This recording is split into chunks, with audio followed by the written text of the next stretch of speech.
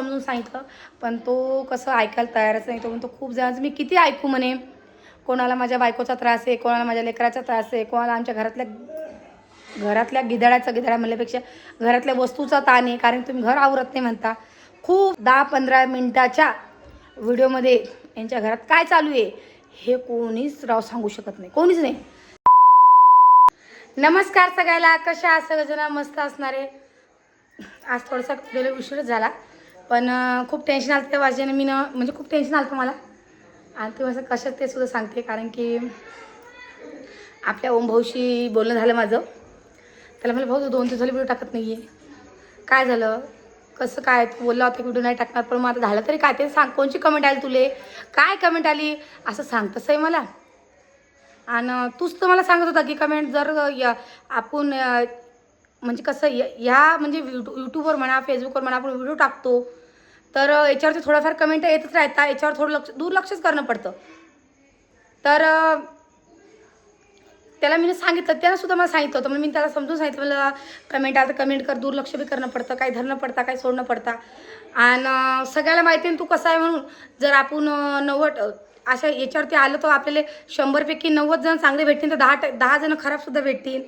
तर तुला याच्यावरती थोडंफार दुर्लक्ष करणंच पडणार आहे. पण तो म्हणे मी किती सहन करू म्हणे, मला अशा कमेंट येतात म्हणे, तुला मी काय सांगू, मला सांगतच आहे. तर त्यानं मला काही सांगितली नाही ती गोष्ट. सांगतो म्हणे, आखरीपर्यंत त्यानं मला नुसतं सांगतोच केलं. तर त्याची कमेंटमध्ये गेली मी, त्या कमेंटसुद्धा वाचल्या. तर खूप सण अशा आहे की ते म्हणतात की भैया तू व्हिडिओ करणं बंद कर, तुमच्या व्हिडिओमध्ये असं पाया दुखतं काहीच नाही आहे. तर खूप जणांचे कमेंट वाचले मी. आणि कोणी म्हणते की नाही दादा तुम्ही व्हिडिओ चालू ठेवा, कारण की तुमच्या घरात जे लहान लहान लेकरं आहे ते त्यांचे बोलणे, तुमचं घरातलं वातावरण खूप छान आहे. कारण की आता सध्याच्या पिरियडमध्ये कोणाचंही लग्न झालं तर जास्तीत जास्त 1 किंवा 2 महिने सूनवायरी घरात राहते. बाकी लगेच म्हणते नको मला सासू सासरे नकोच. आणि माझ्या आईचं घर असं आहे की माझी आई दोन्ही सुनाला घेऊन चालली, तसंच सुनालासुद्धा घेऊन चालली आणि सासूबाईची सुद्धा खूप सेवा करते. आणि तसंच वळण मला माझ्या आईने लावलेलं आहे की नाही आई तू काय कर, आपल्या घरात जर म्हातारा माणूस असलं तर आपण त्यांची सेवा केलीच पाहिजे, असं माझ्या आईचं म्हणणं आलं. आणि आपल्या घरात जर म्हातारा माणूस असलं ना तर घराला छाया असते, म्हणतात त्यांचा आशीर्वादाचा हात आपल्या डोक्यावर राहतो, असं माझ्या आईने मला नेहमी सांगितले. तर मी ओम भैयाला सुद्धा सांगितलं, मला तुमच्या घरातलं वातावरण खूप छान आहे. खूप जण असं म्हणतात की तुमच्या घरात असं याचा प्रॉब्लेम आहे, त्याचा प्रॉब्लेम आहे. साहजिक आहे, सगळ्याच्याच घरात असतो, आपल्याच घरात नाही. कारण की आमच्या घरातसुद्धा तोच आहे. घरात भांडं लागतंच, थोडंफार घरात होतच राहतं. म्हणून एवढ्या गोष्टीवरती नाही लक्ष द्यायचं. त्याला मी खूप समजून सांगितलं, पण तो कसं ऐकायला तयारच नाही. तो म्हणतो खूप जणांचं मी किती ऐकू म्हणे. कोणाला माझ्या बायकोचा त्रास आहे, कोणाला माझ्या लेकराचा त्रास आहे, कोणाला आमच्या घरातल्या गिधाड्या म्हणल्यापेक्षा घरातल्या वस्तूचा ताण आहे, कारण तुम्ही घर आवरत नाही म्हणता. खूप साऱ्या अशा कमेंट येतात. आणि कोमलनं सुद्धा सांगितलं, कोमल म्हणे साहजिक आहे म्हणे, कारण की आपण 10-15 मिनिटाच्या व्हिडिओमध्ये यांच्या घरात काय चालू आहे हे कोणीच सांगू शकत नाही, कोणीच नाही. साहजिक आहे, एक पाहुणा जर त्यांच्या घरात गेला आणि तो एक किंवा 2 दिवस राहिला, तो सुद्धा सांगू शकत नाही की यांच्या घरात वातावरण कसं आहे. जे त्यांच्या घरात राहतं त्यांनाच माहीत राहतं यांच्या घरात काय चालू आहे काय नाही म्हणून. जर का तुम्हाला हे जर पाहिणंच असेल तर त्यांच्या घरात जाऊन तुम्हाला सगळ्यांना राहणं पडेल, तेव्हा तुम्हाला समजेल यांच्या घरचं वातावरण कसं आहे म्हणून. कारण की खूप सारे असे जण आहे, खूप सारे यूट्यूब फॅमिली आपली खूप मोठी आहे. आता माझीच सोडा, आपल्या ओम भाईची तो फॅमिली खूप मोठी आहे. तर त्यांचं असं म्हणणं आलं की तुम्ही व्हिडिओ चालू ठेवा आणि व्हिडिओ काही जण म्हणतं कमी ठेवा. तर मी अर्ध्या बी म्हणलं तरी खूप मोठी गोष्ट आहे. कारण की किती मोठे सबस्क्रायबर त्याचे, मी त्याच्या कुठंच नाही आहे, एवढी मोठी त्याची सबस्क्रायबर आहे. आणि त्यांना काहीतरी त्याच्यात दिसलं असेल तेव्हाच त्या सगळ्या जणांनी त्याला सपोर्ट केला असेल, असं माझं म्हणणं आलं. तुम्ही सांगा सगळेजण. तर आता हा व्हिडिओ टाकणारच आहे. आता त्याने डायरेक्ट मला सांगितलं की मी व्हिडिओ करणं बंदच करून टाकणार आहे, म्हणून मी व्हिडिओ टाकणारच नाही आहे. तसं तुम्ही 2 दिवस बघितलं असणार की व्हिडिओ येतच नाही आहे. आणि मीनं सुद्धा समजून सांगितलं, आईसुद्धा बोलली त्याच्याशी. आईने काही लोक आपल्याला समजून सांगतात, काही आपल्याला लोक म्हणजे काही जण कसं करतात की ते त्यांना म्हणजे सांगता की तुम्ही इथं चुकले, तुम्ही इथून पुढं जा. जसं की मला सांगता नाही हे तुमचं चुकलं, तुम्ही हे करा, इथं तुम्हाला चांगलं होईल, असं खूप जण सांगणारे. तसे मला सुद्धा सांगतात, मी त्यांच्या गोष्टीवर लक्ष देते. काही वाईट बी बोलता, काही चांगले बोलता, पण एक गोष्ट साहजिक आहे, जर का कोणी पुढं जात असेल तर त्याला कसं मागं वळा हे खूप जणांना समजतं. आणि माझ्या भाऊची गोष्ट कशी आहे तुम्हाला सांगू का मी, तो गरिबापासून उठून वर यायला लागला. म्हणून माझं असं म्हणणं आहे, तुम्ही त्याला अशा कमेंट करू नका. तो वर चालला, तुमचा आशीर्वाद त्याच्या पाठीशी ठेवा, एवढंच माझं म्हणणं आहे. कारण की त्याला की तुमच्या सपोर्टची खूप गरज आहे. जसं तुम्ही आधीच तर माझ्या भावाच्या मागं कोणी नाही आहे, तर तो तुम्हाला आपलं सगळं म्हणून तुमच्याशी ही गोष्ट शेअर करतो, त्याच्या घरातले छोटे मोठे व्हिडिओ दाखवतो किंवा तुम्हाला आवडीन, आणि तो त्याला तुम्हाला म्हणतो की तुम्ही माझी फॅमिली म्हणून. ही खूप मोठी गोष्ट आहे. या दुनियात कोणीच म्हणत नाही. कोणी आपला सगळा भाऊ बी असतात त्याला दुर्लक्ष करतो, पण त्याचं तसं नाही आहे. तो सगळ्याला घेऊन चालतो. माझं तरी असं म्हणणं आलं. आणि थोडीफार चालूच असं सगळ्याच्याच घरामध्ये. आता तुम्ही मला सांगता तू काय एवढं भाषण ठोकायला, ते सुद्धा सांगते मी. कारण की मला सगळ्यांच्या जितक्या जणांना कमेंट केलं आहे की दादा तू व्हिडिओ करू नको, त्यांचा खूप राग आलेला आहे. कारण की असं काय झालं की तुम्ही त्याला डायरेक्ट बोलले की तुम्ही व्हिडिओ करू नका म्हणून. असं तुम्हाला काय गलत बोलला का तो, का तुम्हाला शिवाय काय दिल्या, काय दिलं, काहीच बोलला नाही तुम्हाला तो. मग तुम्ही असे कमेंट का कराल त्याला? त्यानं फक्त तुमचं मत विचार केला, त्यानं फक्त मत. तुम्ही त्याला डायरेक्ट सांगितलं की तुम्ही कमेंट करू नका. आणि हां, याच्या व्हिडिओ करायला लागली मी तुम्हाला सांगायला लागले, आणि मी ज्यांनी कमेंट केला त्यांनाच बोलायला लागले. म्हणून ज्यांनी चांगला कमेंट केला त्यांनी राग मानून घेऊ नका.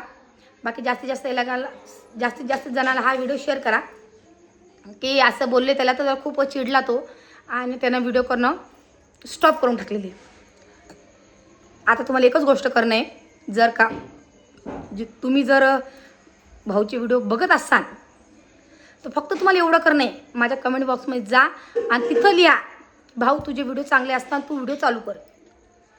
एवढंच करा, दुसरं काही म्हणत नाही मी. कारण की मला नको वाटतं आहे. कारण की तुम्हाला काय आहे, मी इथं राहते पण मला अजून बी त्यांच्या घरचे व्हिडिओ आवडतात. कारण की त्यांची आई, पिऊ, रितू, रोहिणी, दादा, आजी काय करतात हे मला पाहायला खूप आवडतं. आणि त्यांच्या घरात छोट्या मोठ्या गोष्टी असतात, म्हणजे जसं की त्या पोरी बोलतात, त्या खेळतात, त्यांचे बोलणं, त्यांच्या हालचाल, त्या कशा राहतात ते मला पाहायला खूप आवडतं. आणि माझ्यासारख्याच अशा ताई, बहिणी, आई सगळे आहे की त्यांना ह्या छोट्या गोष्टी आवडायला खूप आवडतात, म्हणजे बघायला आवडतात. तर याच करता दुसरं काही नाही. कारण की आणि साहजिक आहे अशी आली असेल त्याला एखादी कमेंट, पण ती कमेंट काय आली ते मला माहीत नाही आहे. मला जर नक्की माहीत झाली तर तुमच्यासोबत नक्की शेअर करीन. कदाचित तुम्ही एखादी कमेंट खराब केली असेल, ज्यांनी कोणी कमेंट केली असेल त्यांनी ती साहजिक डिलीट मारली असेल असं मला वाटतं. कारण की मी त्याचे कमेंट बॉक्स चेक केले, त्याच्यात अशी म्हणजे मनाला लागत ती कमेंट एकदम त्याच्या मनाला लागेल अशी कमेंट काय मला वाटली नाही. कारण की आहे असे खूप जणं, कारण की मलासुद्धा खूप जणं कमेंट करतात. आणि एक अशी कमेंटसुद्धा मलासुद्धा आली, तर मी ती डिलीट मारून टाकली. बघितली असणारे, कारण की ते माझ्या नवऱ्याविषयी होती म्हणून मी ती डिलीट मारून टाकली. आता काय होती तर सांगेन मी एखाद्या वर्षाने तुम्हाला, पण आता नको वाटते. कारण की हा व्हिडिओ माझ्या भाऊसाठी करते आहे आणि रामभाईचासुद्धा व्हिडिओ आला नाही म्हणून थोडंसं हे वाटायला लागलं, तर तो टाकीनच. पण ओम भैयाची काही मी गॅरंटी नाही देऊ शकत की तो व्हिडिओ टाकीन म्हणून. कारण की त्याला समजून सांगितलं, पण त्याचा राग आता कौरक आहे ते मला माहीत नाही आहे की तो कौरक त्याचा राग धरून बसतो आणि त्याचा विचार करतो, हे मला अजूनसुद्धा माहीत नाही आहे. पण मी त्याला सांगेन अजून एकदा दोनदा तरी फोन करून की नको, खूप जण आहे पाहणारे, तो व्हिडिओ टाकतच जा. कारण की खूप जणाला आवड त्या गोष्टीची आणि असे कितीकच जण आहे की ते वाट बघता ओम भैयाच्या व्हिडिओची म्हणूनच. आणि काय मागून आता याच्यावरती मला काही बोला वाटत नाही आहे. कारण की बोलणं म्हणलं की मला थोडंसं हेच वाटायला लागलं. पण हा व्हिडिओ मी फक्त माझ्या भाऊसाठी केलेला आहे की तुम्ही त्याला सपोर्ट करा आणि तो पुढं चालला तर तुमचा आशीर्वाद त्याच्या पाठीशी ठेवा आणि त्याला प्रोत्साहन करा की भाऊ तुम्ही पुढे जा, आम्ही तुमच्या पाठीशी आहे. फक्त एवढं हे करा, सपोर्ट करा त्याला. आणि त्याला सांगा समजून, मी तर सांगितणारच आहे पण तुमचंसुद्धा काम आहे, तर तुम्हीसुद्धा कमेंट करून सांगा की भाऊ तुम्ही व्हिडिओ टाकत जा, आम्हाला तुमचे व्हिडिओ बघायला खूप आवडतात. फक्त माझं एवढंच म्हणणं आहे आणि हेच तुमच्यापर्यंत पोहोचवायचा प्रयत्न करते मी. तर जास्तीत जास्त हा व्हिडिओ शेअर करा, म्हणजे आपल्या ओम भैयापर्यंतसुद्धा जाईल आणि तो व्हिडिओ बघेन आणि चालू करीन. तर भाऊ तुला एवढं सांगणं आहे, भाऊ तू कोणाकडे लक्ष देऊ नको, तू पुढं चालला तर तू पुढं जा. तुझी बहीण, तुझी भाऊजी, तुझी आत्या, तुझे मामा, आम्ही सगळे तुझ्या मागं आहे आणि कोणाकडे काही लक्ष देऊ नको. आमची पुरी फॅमिली तुझ्या पाठीशी उभं आहे, एवढंच मला माझ्या भाऊला सांगणं आहे. आणि एवढा मोठा व्हिडिओ होत चालला आहे, कारण की माझ्यापाशी बोलायला खूप सारं आहे, पण खूप मोठा व्हिडिओ होऊन जाईल. आणि माझ्या मनातली जे जे काही होतं, जे मी त्याच्यासोबत बोलले आणि त्याच्या गोष्टी ऐकल्या आणि त्यानं मला काय काय बोललं हे तुमच्यासोबत मी जास्त शेअर नाही करणार. कारण की अशा काही गोष्टी असतात की त्या तुम्हाला जर सांगितल्यात तुम्हाला खूप वाईट वाटेल. म्हणूनच मला असं वाटतं की नको वाटतंय, कारण की मला तेवढं खराब वाटतं तेवढं तुम्हाला सुद्धा खराब वाटेल त्याच कारणानं. तर आता याचा पुढचा व्हिडिओ मी